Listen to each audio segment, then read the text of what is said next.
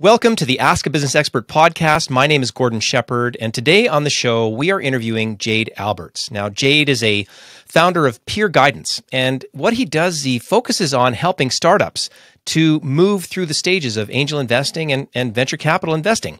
And he's really just a massive proponent in this space. He's made an exit himself. He's helped others to exit from their businesses, and he's looking for kind of that next piece along the way. But he's also aware of entrepreneurs' sort of mental health and making sure that if he doesn't have the answer, someone in his ecosystem does.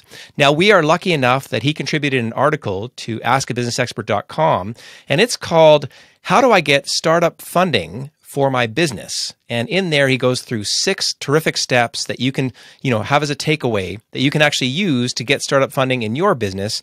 And also, you're going to get a chance to reach out to Jade himself because he gives his contact information at the end of this terrific interview. But with that in mind, I want to take you right there. Here's the interview with Jade Alberts. Jade, welcome to the show. It is so good to have you here. Yeah, thanks for inviting me, Gordon. I'm always pumped to share my knowledge and stories about the great things that are going on with entrepreneurship in our wonderful province of Alberta. Well, and Alberta and beyond in terms of the advice that you've been able to give in terms of, because we were so lucky for the askabusinessexpert.com where you contributed an article talking about, 6 great ways to get, funding for your startup for small businesses. And I'm looking forward today to digging into that article. But before we kind of get started on that, I wanted to take a second, if you had to introduce yourself, what would you tell people? Well, I guess there's lots of ways to do that, but professionally, I'm the founder of Peer Guidance, Purpose Before Profit. I'm an entrepreneur, angel investor, and I love helping startups grow, scale, and exit. I myself have exited a business. I've helped 3 others exit a business, and just connecting with like-minded people. It just gives me passion and drives my my true inner entrepreneurship, to give back. Well, and I know one of the core philosophies that you bring up in the article, and I've seen it all over your website, is this idea, especially because you're working in a space where you've had success and not many people get to make an exit. I mean, that's percentage-wise. It wouldn't be as many, but you're able to do that successfully. But you've got this idea of telling it like it is. Yeah. When you say that, why is it important to you, and what do you mean when you say that kind of thing? It's basically just being honest. It's a nicer way of saying that, right? Without saying that you need to be honest. It's so important to tell people what they need to hear. It's not about telling them what they want to hear. They got their families and friends and things like that to tell them that, what's good, go ahead. But what they do need is someone to come down there and give them the brutal truth. And it might not always be brutal. It might be great truths. It might be holy smokes, this is great. I had a conversation with a team today, and they are doing awesome things, and they don't need Peer Guidance's help. So it's like, holy smokes, I can make 3 or 4 introductions to you. You guys are doing great. Keep doing what you're doing, and we'll go from there. And that's not always the case either. But it's really important to make sure that you're honest with these people. You're telling them exactly what the advice that they may need to grow, and of course you're there to help them if they want the help. Well, and knowing that you've walked in their path, in a sense, they must get a lot of assurance from that, so that when you go to say the things that they need to hear, I'm going to guess you're in a great position again to give the peer guidance that you're able to give to them. I'm going to jump right here into the article because I know that when we kicked off and we got going, saying what kind of article can you contribute and what would you like to talk about, you said one of the questions you get all the time is, how do I get funding? Yeah. Right. And you're able to sort of help really structure this article in a great way that gives some very practical steps that we kind of can walk through. And I'm just going to remind you about the header from the first step, which is you want to make sure that if you're a startup, you can prove that a real customer wants to buy what you are selling. Why is that sort of someone said, hey, I'm looking for funding. They've come to you for looking for advice, but you're saying, wait a second, you have to prove there's a customer first. Why is that so important? Well, I mean, if there's no customer, there's no business. I mean, that's just the the end all be all, question, right? If you go out there, and a lot of angels or investors in our ecosystem here, and which differs from the Valley and Toronto and other places in the world, but really we want you to scale your company with our investment, not build it. Get out there, show that you can do it, show that you can sell, show that you can, put yourself out there, grind it out. I mean, a lot of us did it. One of the most things I'm proud of is we were able to bootstrap our business the entire way. And that's not very easy. But we found people that wanted to buy it. We just kept reinvesting.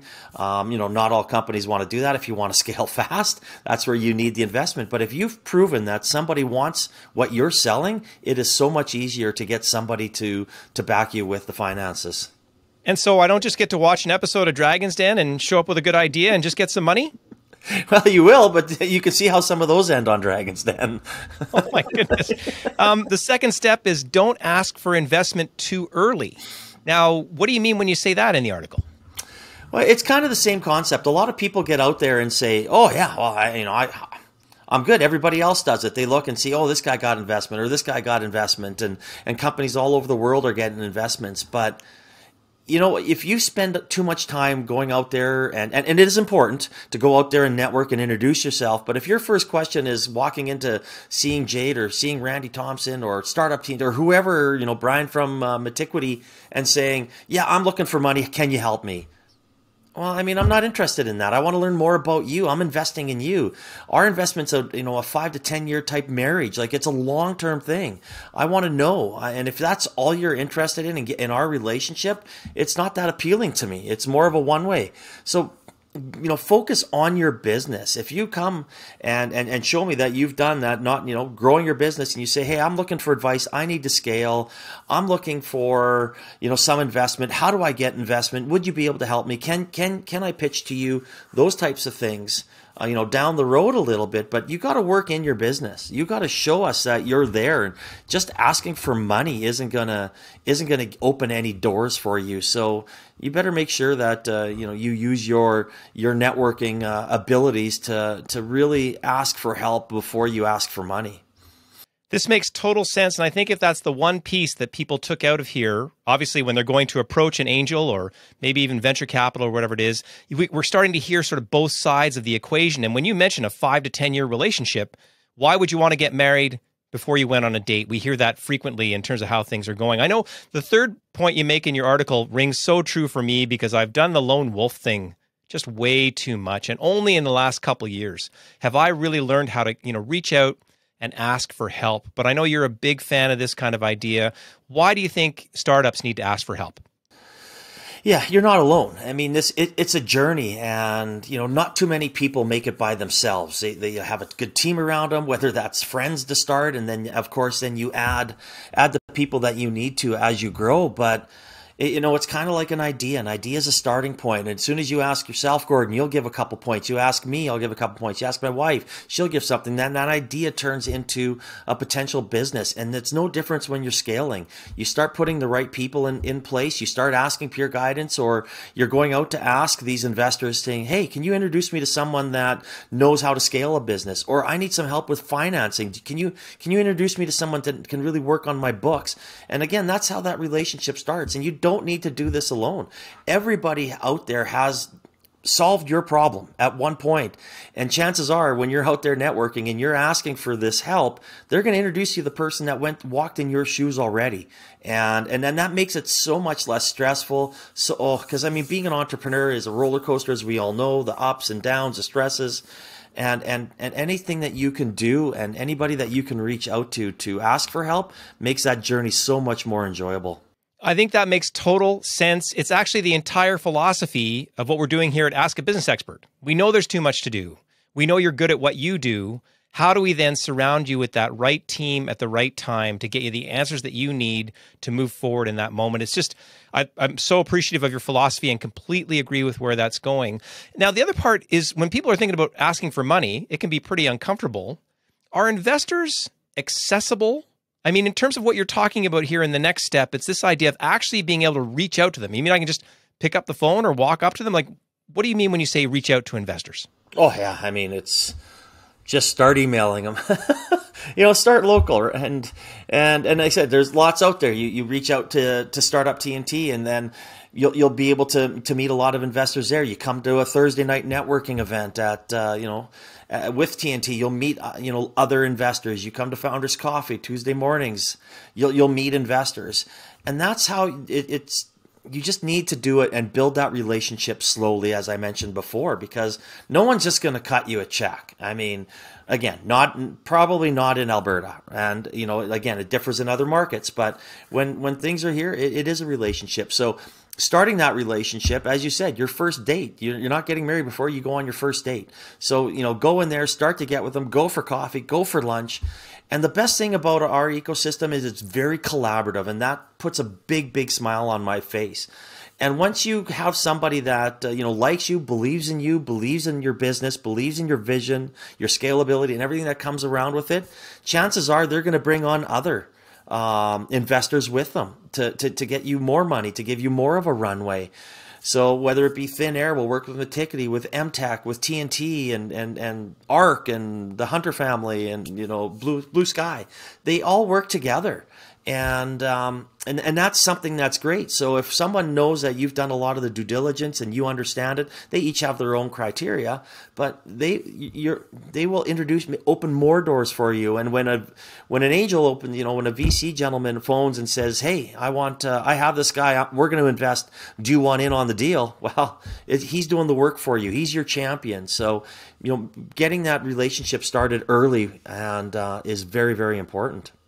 Don't be shy. That's what I can hear here. Yeah. Make sure you get out there. And in fact, the angels or the VCs, they're trying to win too. So they actually want to meet you. They want to know, especially if you've got your ducks in a row, they actually want to get out there as well. Number 5 goes back to your point about telling it like it is, because you want, in the article, you're explaining to entrepreneurs to say, be ready for tough questions. What's an example of a tough question that you would sort of bring forward that an entrepreneur needs to ask, and why are tough questions like why should they be ready? Yeah, I mean every investor has their own thesis. So the tough questions will differ for someone that's really wants a tech orientated company. Their tough questions are going to be tech and things along those lines. My thesis is I look at your scalability, your MRR, the founder, and then kind of tech falls down a little. If it is a tech company, that is, of course. But I mean, I want to see how you handle problems. I want to see how you get out there. So like talking about your market opportunity, talking about who have you talked to, what doors have you banged on, those types of things. I don't want to hear, well, I might be calling on company XYZ, or, I've got a list put together. I want to see if you have the initiative to go out there. I want to know how those conversations went. I want to know why they're saying no. So maybe we can help you get those no's into yeses. Your competition, I want to know what's out there. I want to know what differentiates you. So knowing your competition inside and out is something that's extremely important. How are you going to build up your team? Not just, well, I'm going to hire a CFO, I'm going to hire this. I want to know who you want to hire, why you want to hire him, what type of person do you want to hire? So, I mean, it gets into, of course, then financials get into their own hard questions and things along those lines. But I mean, they don't seem like they're hard questions, but once you're kind of in front of the investors and you're talking about it, and those are just kind of lead off questions. So we're asking and opening softball questions to see how you answer it, and then we're going to dive into some of the the harder questions when you answer those questions. So it is very important to kind of, to know your shit. Like, you can't get by just winging it. You have to have that plan. You have to know it, and you have to be able to articulate it to people. I'm hearing bring the names and bring the numbers. That's very different from I hope it's going to happen. And that really is, if you can get through this sort of gauntlet of fire from these tough questions, what you're going to need is what you're mentioning in number 6 in the article, which is you must, as the entrepreneur, have the drive to succeed. When you've experienced this yourself, you've demonstrated that. When you're talking to a startup and they're looking for funding, and you say you've got to have the drive to succeed, do you tell your own story? How do you encourage them to sort of have that, muster up that courage?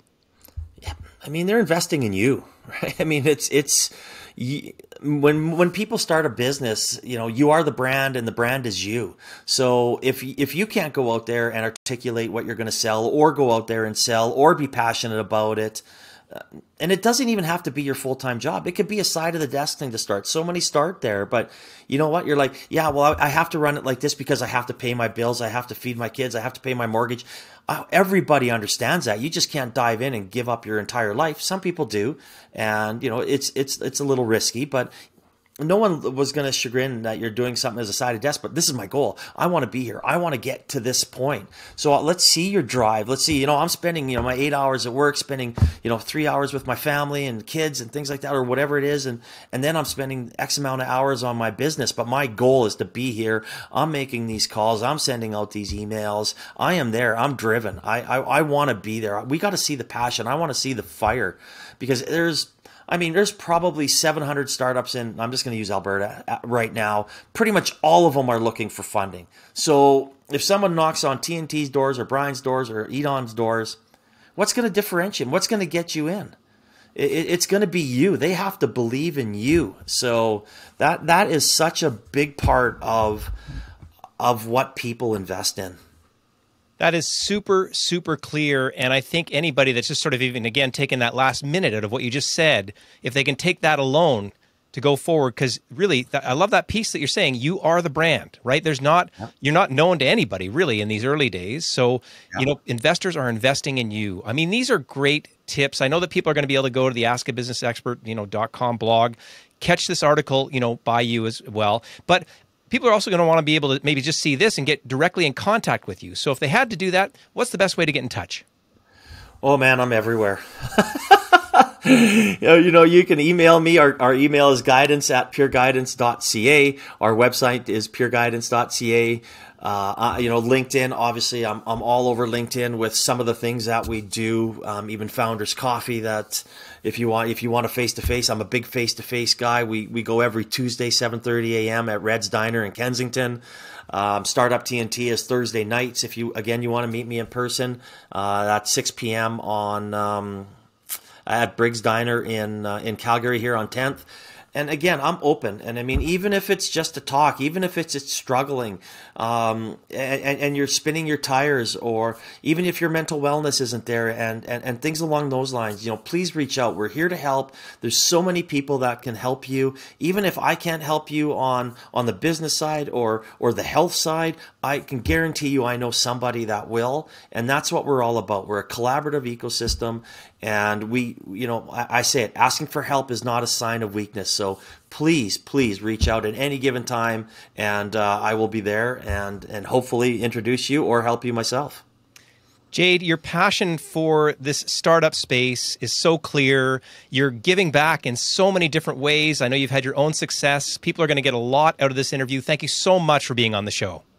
I appreciate what you're doing and bringing awareness and helping other startups. I mean, and we're all in this together, Gordon. So thank you for putting this together. And the Ask a Business Expert, I think, is going to be a huge success and a huge resource to many startups, moving forward. I think one of my biggest takeaways from that interview is this concept of not trying to do it alone. I've been there myself, and you end up in sort of a bubble, and you're not, reaching out for help. But if you're going to be an entrepreneur and if you're going to run a business, I mean, absolutely. There are so many things to learn, so many things that you're just never going to be, the right person for. But if you know who to ask, if you know where to reach out to get the help, then that can be very, very valuable. And in fact, when you're reaching out to people like Jade, you're also helping them to win, because they're mining for gold, right? They're looking for businesses that they can actually get invested in and scale themselves. I mean, just a terrific interview there, and I really enjoyed all the points that he went over. And if you want to read those points in more detail, please check out the article called "How Do I Get Startup Funding for My Business" on the askabusinessexpert.com website. There's also a download that you're going to find embedded in that article as well. Just click there. You can take those sort of 6 points away that you can use and put into action for yourself. And if you have a question, we would love to hear from you. We just really appreciate it when you send them in, and we can actually then go and find the expert to get the answer for the business question that you have. Askabusinessexpert.com. Please get in touch. We look forward to hearing from you.